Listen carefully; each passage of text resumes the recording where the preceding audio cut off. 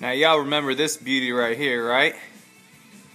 Did a video showing this Pioneer SX1250 receiver, and then the tape deck there, which I never use obviously because cassettes aren't really that great. And I got the Bose equalizer for the Bose speakers, which aren't the best in the world, but they sound pretty good here in the living room. I got them, they're not at the ideal height, but almost. Placement really matters with these things, but there's only so much you can do with our living room. But now, check it out, check it out, check it out, check it out. Now, you younger guys at least know what a record player is. But a reel-to-reel tape player, unless you're an older fellow, you probably don't remember them. I sure didn't remember it. Even though when I was younger we had an 8-track player that didn't work, but that was as far back as I went, not including records. But look at this thing. Is this not beautiful? Let me turn this radio down. This right here, you know, things used to be made better. They really did. You know, just kind of old school craftsmanship. And of course, if you're talking electronics, technology really until the 70s, you know, a lot of stuff was still being made with vacuum tubes and just older technology.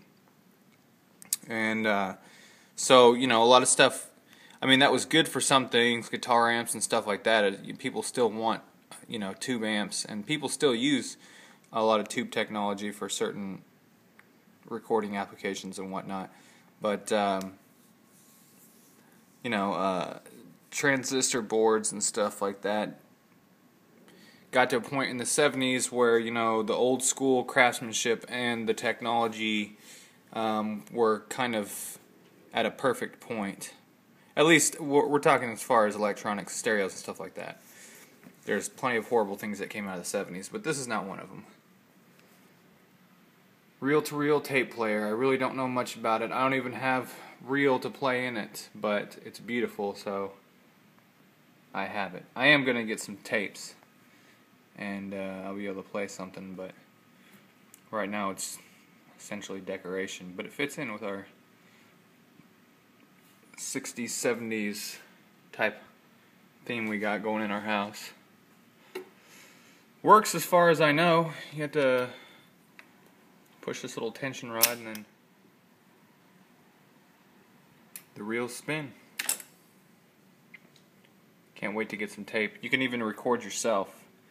They started using these, I think they were first made back in like the 30s or something like that, maybe even earlier, by some Germans.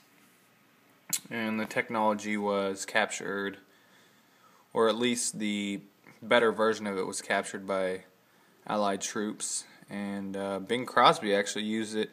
He used to do a radio station, or a radio show, or a spot, or something like that, and he would pre-record his reels at home, and then I guess give them to the radio station, and they would play him. And these, you know, I guess they pretty much came to their zenith in the 70s. You know, and then cassette tapes came out.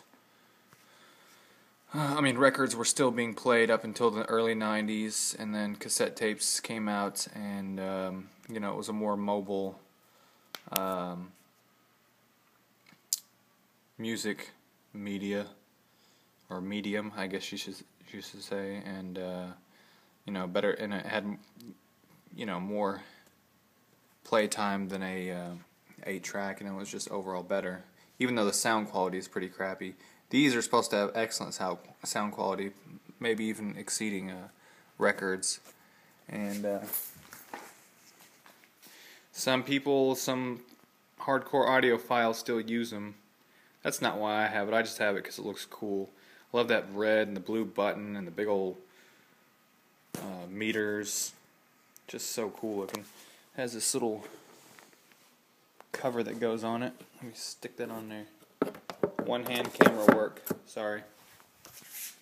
Sweet.